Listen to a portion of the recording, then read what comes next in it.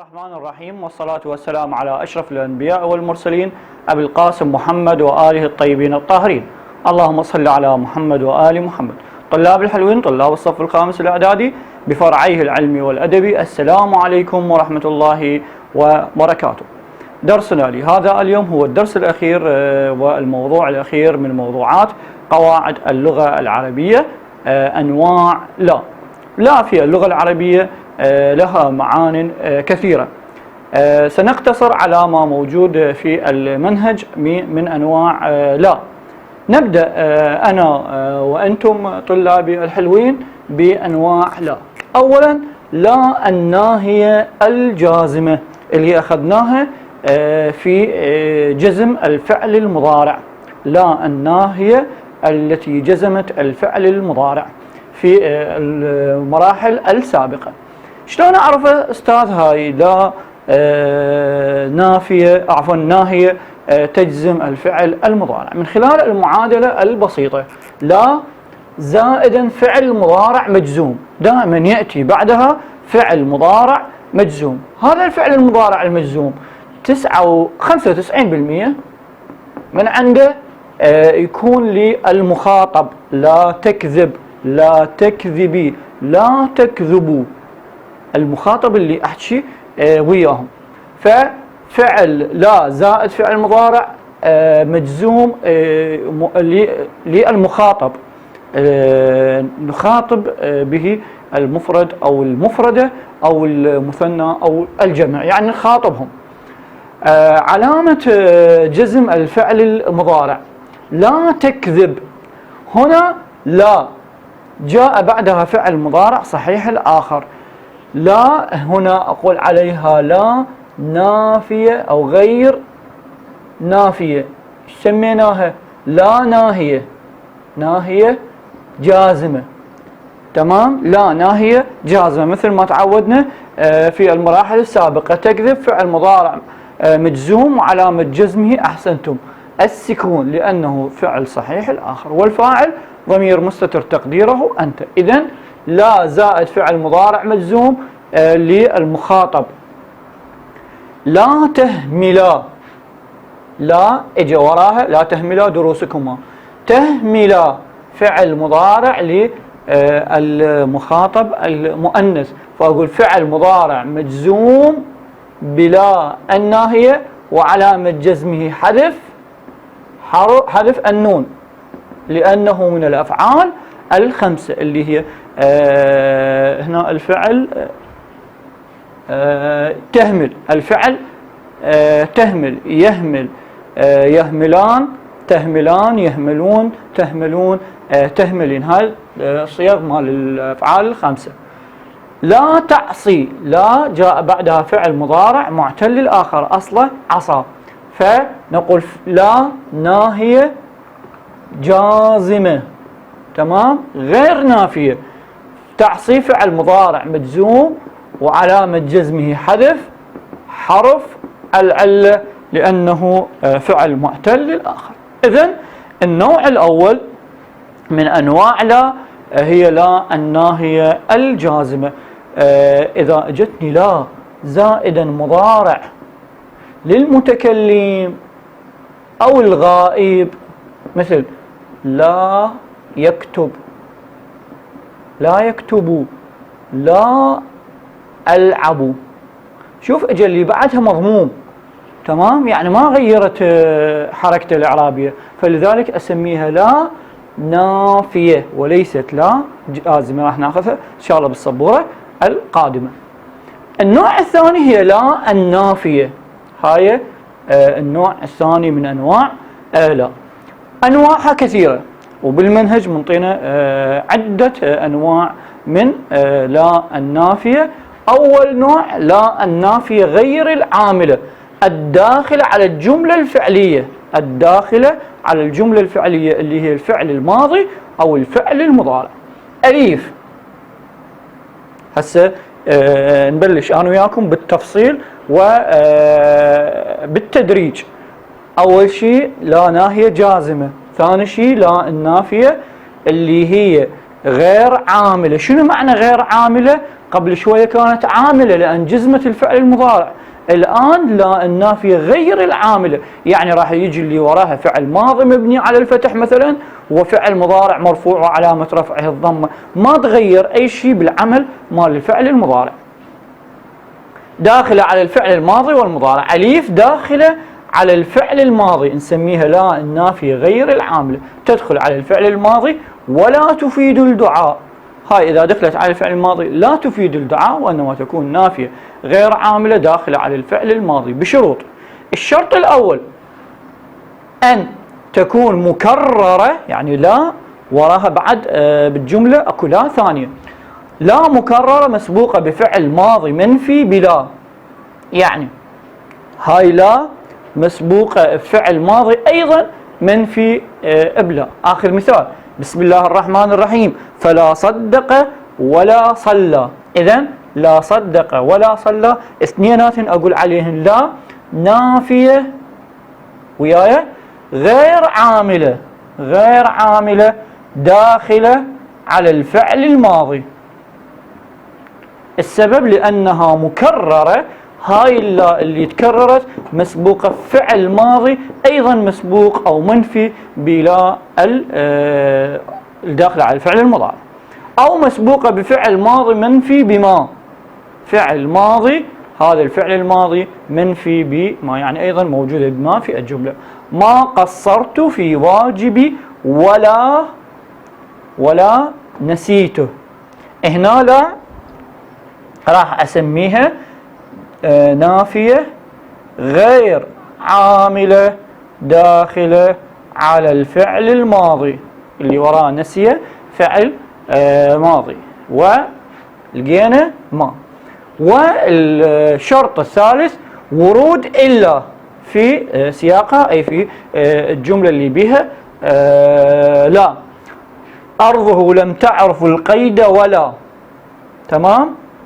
خفضت إلا لباريها الجبينة. هنا لقينا إلا، إذا لقينا إلا في الجملة أو في سياق الجملة راح أعتبرها نافية غير عاملة داخلة على الفعل، أحسنتم، الماضي، ولا تفيد الدعاء. لا، إذا شو وقت تفيد الدعاء؟ النوع الثاني. وياي عزيزي الطالب، هسه نروح أنا وياك للنوع الثاني. بعد الأستاذ خالد العصبر الفوق هسه نوصل له، هسه نجيب التسلسل.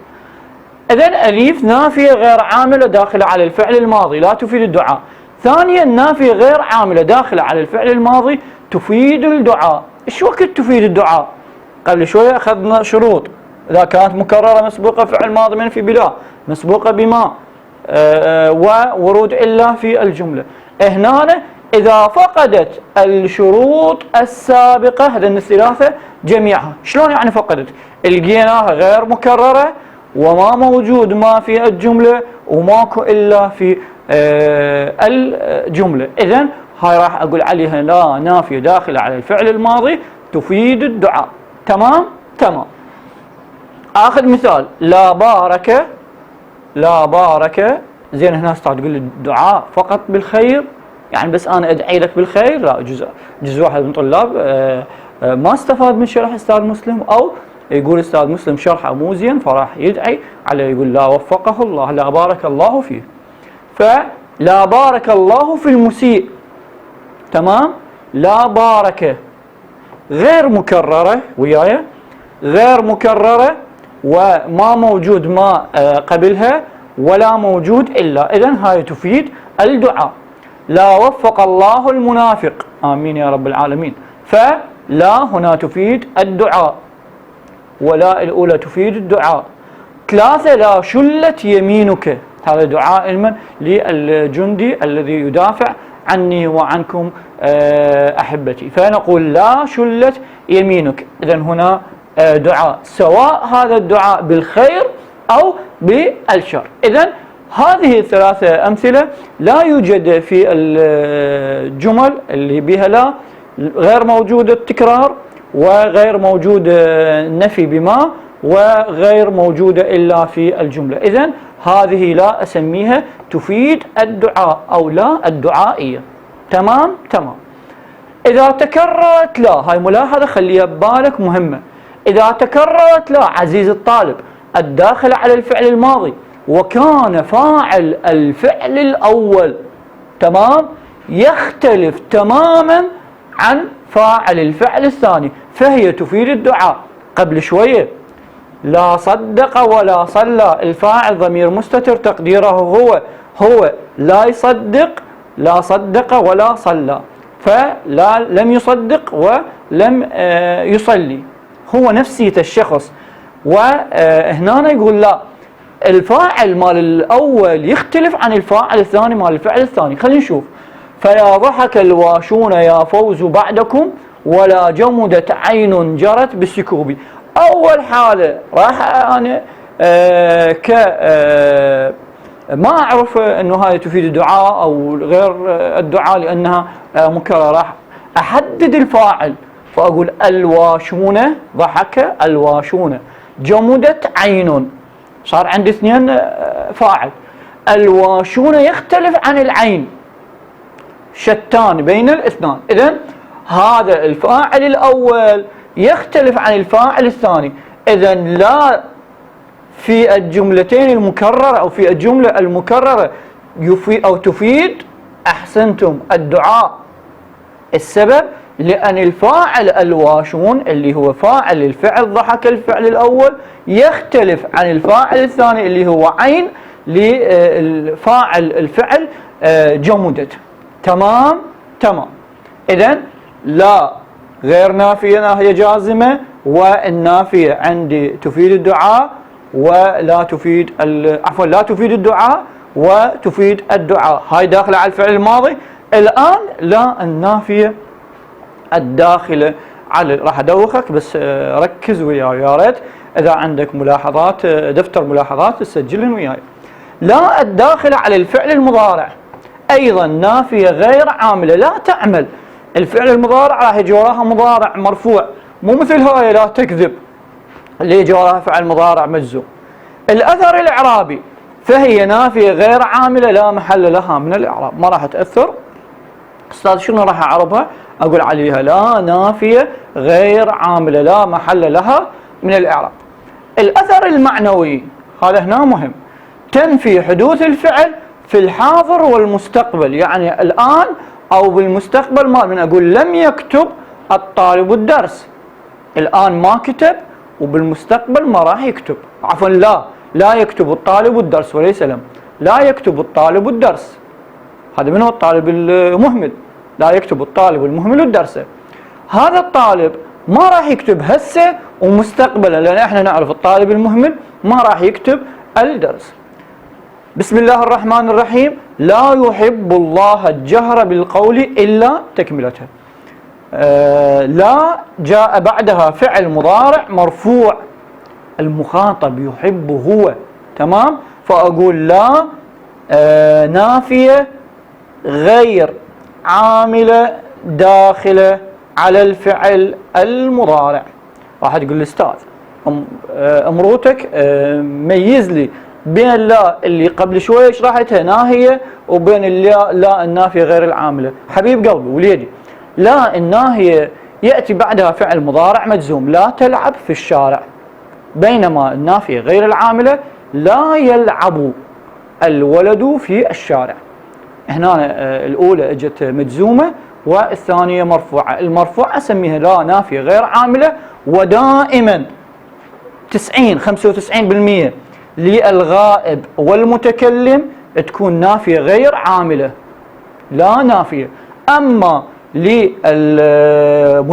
للمخاطب عفوا تكون جازمة، لا تكذب لا تهمل لا تعصي، تمام. لا أجلس أنا المتكلم، أجلس فعل مضارع مرفوع وعلامة رفعه الضمة الظاهرة على آخره، إذن لا راح أعتبرها لا نافية غير عاملة. أحسنتم. تعالوا وياي يا حبايب قلبي للسبورة الثانية ونكمل أنا وأنتم أنواع لا تذهبوا بعيدا. الثالث من أنواع لا هي لا النافية غير العاملة الداخلة على المصادر المنصوبة. استكمالا لموضوع لا التي تفيد الدعاء.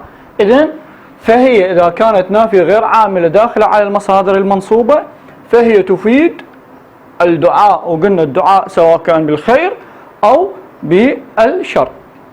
إذن إذا لقينا لا بعدها مصدر منصوب، لا زائدا مصدر منصوب، واحنا كنا نعرف أن المصدر مأخوذ من لفظ الفعل، نقول لا مرحبا بالمنافق ولا أهلا ولا سهلا بالإنسان المسيء، فنقول لا جاء بعدها مصدر منصوب، هاي ايش راح أسميها؟ تفيد الدعاء داخلة على المصادر المنصوبة. مرحبا ايش راح أعربه؟ وأهلا راح أعربهن مفعول مطلق لفعل محذوف منصوب وعلامة نصبه الفتحة الظاهرة على آخره. إذن النوع الرابع لا النافية غير العاملة المعترضة، يعني فتشي عارض، يعني من أحذف هذا العارض ما راح يأثر على المعنى أو أي شيء بالجملة.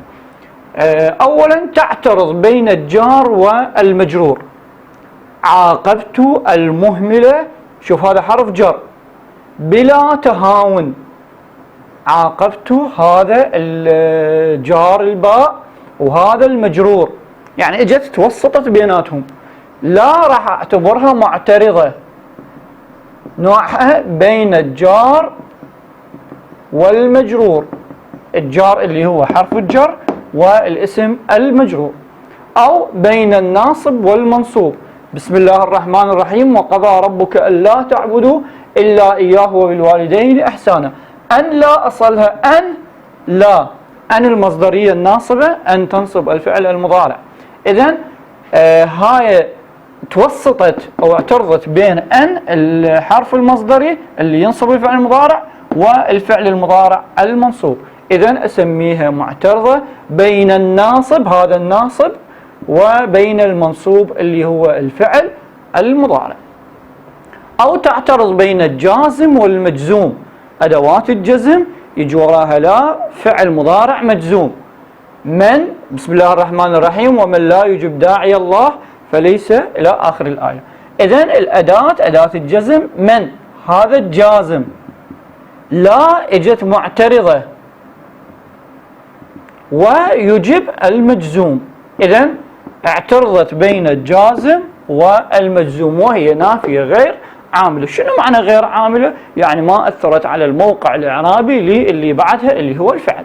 إذن لا نافية غير عاملة معترضة بين الجار والمجرور وبين الناصب والمنصوب وبين الجازم والمجزوم. الآن عزيزي الطالب راح ناخذ النوع الخامس اللي هو لا العاطفة، لا النافية العاطفة، يعني حرف عطف احنا أخذناها في موضوع العطف. هذه لا النافية العاطفة اللي هي حرف عطف لا تعمل إلا بشروط. أولا أليف مسبوقة بكلام مثبت أو أمر ولا يجوز أن تسبق بنفي، ما أشوف النفي نهائيا، أشوف النهي أو عفوا كلام مثبت أو أمر. اثنين لا تسبق بحرف عطف، ماكو قدامها حرف عطف. وثلاثة اللي بعدها اسم مفرد، تمام، أو شبه جملة. شنو معنى اسم المفرد؟ يعني كلمة واحدة أو إجا بعدها شبه جملة. قال الشاعر صفي الدين الحلي: بيض الصفائح لا سود الصحائف في متونهن جلاء الشك والريب. هنا يحكي على السيوف، فبيض وسود عطفت عليهن الله، إذن أقول لا حرف عطف يفيد النفي، سود اسم معطوف على بيض مرفوع وعلامة رفعه الضمة الظاهرة على آخره. خلينا نشوف الشروط توفرت. أولا مسبوقة بكلام مثبت بيض الصفائح، باء بعدها اسم مفرد سود اسم مفرد، وجيم عفوا باء لا تسبق بحرف عطف ماكو قدامها حرف عطف. بيت ثاني للشاعر الآخر: بيمني جدك لا بالسيف تهزونه، إلى آخر البيت. إذن بيمني جدك لا بالسيف. هنا لا قبلها شبه جملة وبعدها شبه جملة.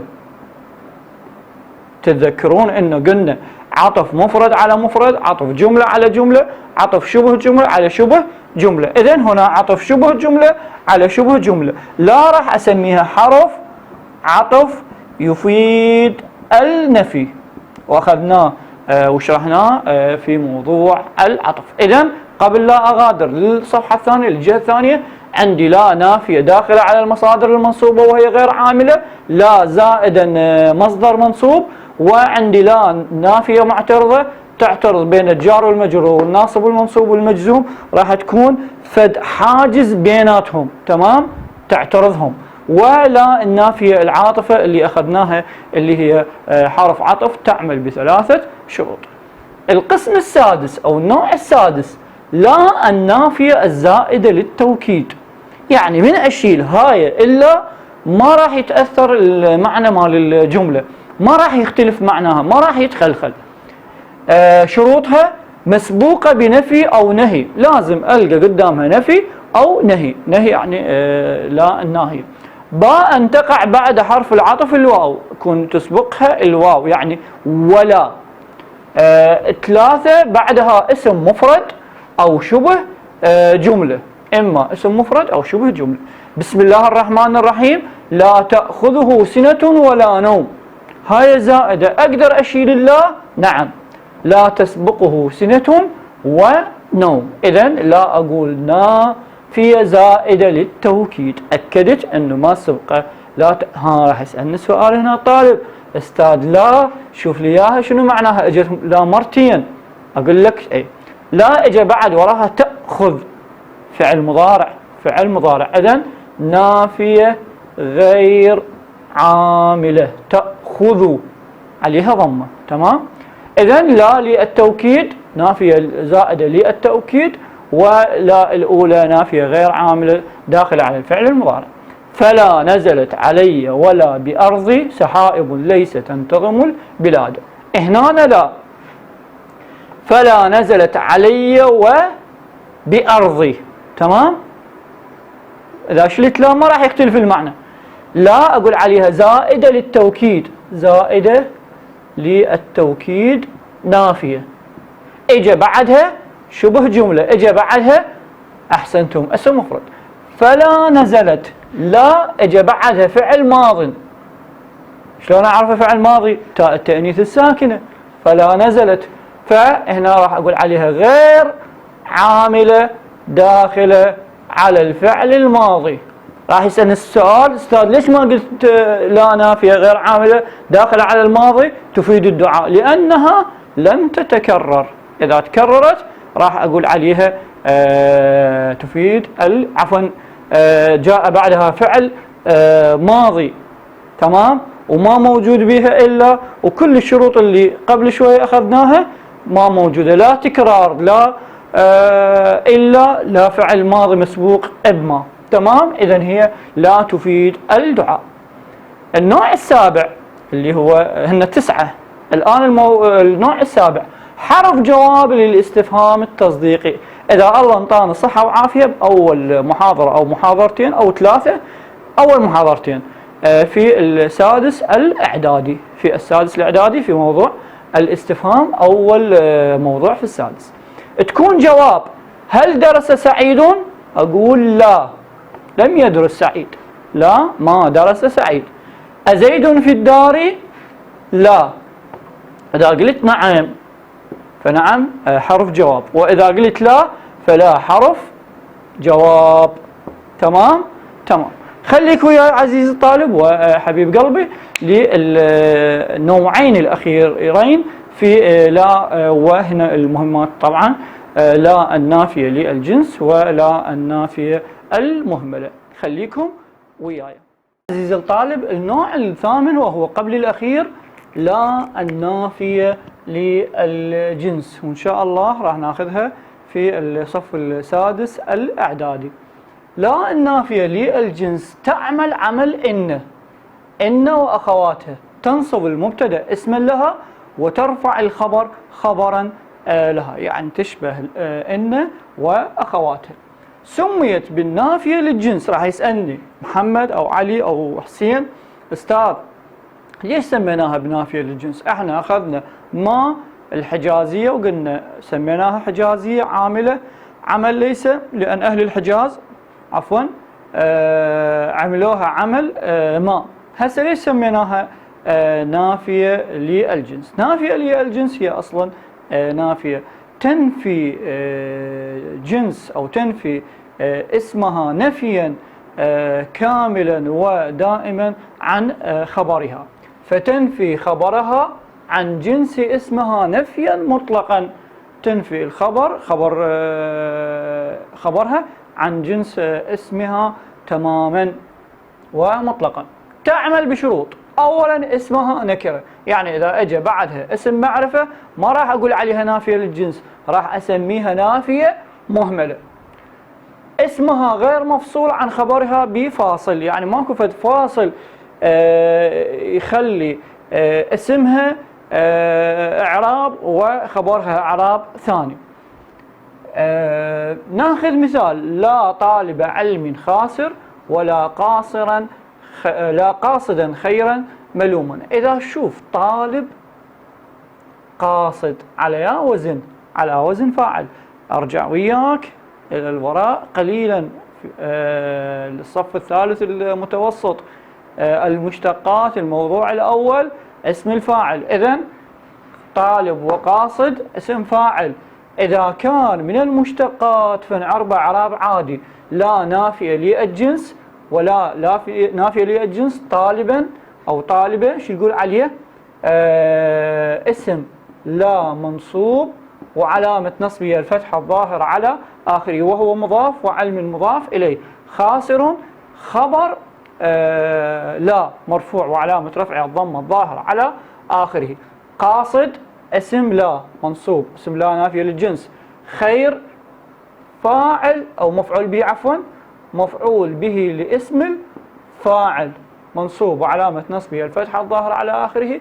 وملوم لا قاصدا خير ملوم عفوا ملوم راح يصير خبر لا النافية للجنس مرفوع وعلامة رفعه الضمة الظاهرة على آخره. الثانية: لا عطاء أجزل من عطائه. هنا لا ولا رحمة أوسع من رحمة الله.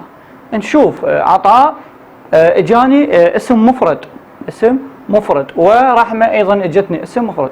إذا اجاني اسم مفرد وليس من المشتقات ولا هو مضاف راح أعربه اسم لا مبني على الفتح في محل نصب.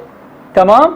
أجزل راح أعربه خبر لا النافية للجنس مرفوع وعلامة رفعه الضمة الظاهر على آخره من عطائه جار ومجرور. لا أقول نافية للجنس. رحمة أيضا أقول اسم لا مبني على اسم لا النافية للجنس. خيكون إعرابنا مركز مبني على الفتح في محل نصب. أوسع راح أقول خبر لا النافية للجنس مرفوع وعلامة رفعها الضمة الظاهرة على آخره. أوسع من رحمة الله جار ومجرور وهو مضاف ولفظ الجلالة مضاف إليه. إذا لاحظت عزيزي الطالب أنه لا إجا وراها عطاء ورحمة هي أسماء مفردة راح أعربها اسم مبني على الفتح في محل نصب. أما إذا أجاني اسم فاعل يعني من المشتقات أو مضاف ومضاف إليه راح أعربه شنو؟ مباشرة اسم لا منصوب علامة نصبه الفتحة الظاهرة على آخره. وعيد وكرر أنه لا يجي وراها نكرة واسمها غير مفصول عنها بفاصلة. إذا شوف أوسع ورحمة، لا رحمة أوسع، هنا فقط لأنه مضاف واسم الفاعل أخذ مفعول به لأنه عامل. الآن ناخذ النوع الأخير اللي هي لا المهملة. إذا فقدت لا النافية للجنس واحدة من شروطها تكون نافية للجنس. شو وقت؟ إذا كان الذي بعدها اسم معرفة تمام أقول عليها لا نافية مهملة. وإذا هناك فاصل بين اسمها وخبرها وهذا الفاصل أثر تأثير تام في الإعراب. بسم الله الرحمن الرحيم. لا الشمس ينبغي لها أن تدرك القمر ولا الليل سابق النهار. إذن الشمس معرفة معرف بأل، إذن هنا لا نافية مهملة لا تعمل. الشمس مبتدأ مرفوع علامة رفعها الضمة، وينبغي فعل وفاعل والجملة الفعلية في محل رفع خبر للمبتدأ. الفاصل لا لفاشل نجاح في الحياة.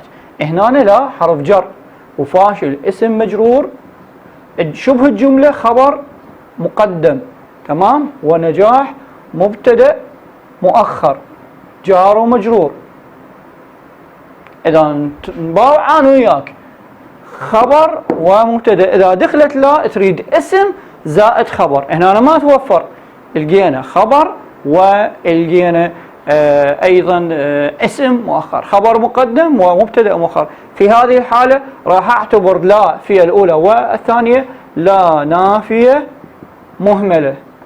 سبب الأولى أولا جاء بعدها اسم معرفة، ثانيا لا نافية مهملة لتقدم خبرها على اسمها ووجود الفاصل اللي هو حرف الجر أي الجار والمجرور. طلابي الحلوين، طلاب الخامس الأبطال، على مدى سنة دراسية كاملة أنا وأنتم وفقني الله سبحانه وتعالى أن أشرح لكم القواعد كورسين، يعني كتابين، والأدب أيضا كورس أول وكورس ثاني، فصل أول وفصل ثاني، والبلاغة والنقد للأدبي الفرع الأدبي. لهنا ننهي مشوار طويل جدا جدا جدا من الدراسة ومن التعب ومن كل النواحي. خل أسولف لكم بثواني قليلة إنه أستاذ مسلم الحدراوي يأتي من عمل من الدوام، أجهز الصبورة وأجهز أدوات التصوير، أخذ ريست قليل جدا للراحة، وأبدأ أصور لطلابي على منصة اليوتيوب ومنصة التليجرام.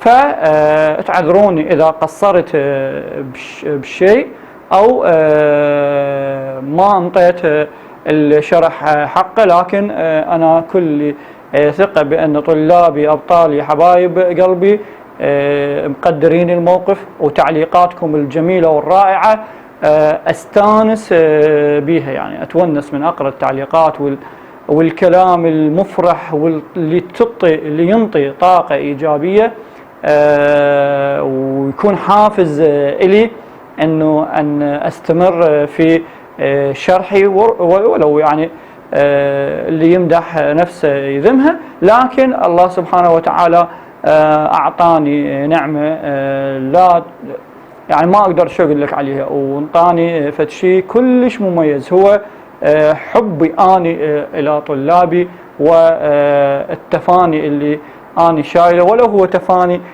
ما يوصل 10% من اللي أطمح إليه، لكن أقول الحمد لله والشكر لله دائما. وأتمنى لكم طلابي حبايب قلبي أنه أشوفكم في مرحلة السادس الإعدادي، وهذا وعد مني أنه أكون وياكم وفي تصوير جديد لمادة اللغة العربية للصف السادس الإعدادي العلمي والأدبي، ملخصات وأسئلة وزارية وحلها ومهمات خليها في قنواتي على اليوتيوب أو في منصة التليجرام أو جروباتي على الفيسبوك. حبايبي الحلوين اللي أحبهم هواية واللي مقصر أنا وياهم كثيرا، أشوفكم بالسادس إن شاء الله، وبعد السادس أشوفكم في أرقى الجامعات وأرقى الكليات، وكل ما تتمنون وتطمحون إليه أسأل الله سبحانه وتعالى أن يحققه، وألتقيكم إن شاء الله على خير وعلى بركة إن شاء الله. أمنياتي لكم بالنجاح والموفقية، والسلام عليكم ورحمة الله وبركاته. وقبل أن أختم هذا الفيديو أطلب من عندك طلب صغير كلش. أول شيء قراءة سورة الفاتحة إلى روح والدي، وأيضا قراءة سورة الفاتحة إلى روح أختي، وأشوفكم بفيديو جديد وبشرح جديد لكل المراحل. أستودعكم الله، والسلام عليكم ورحمة الله وبركاته.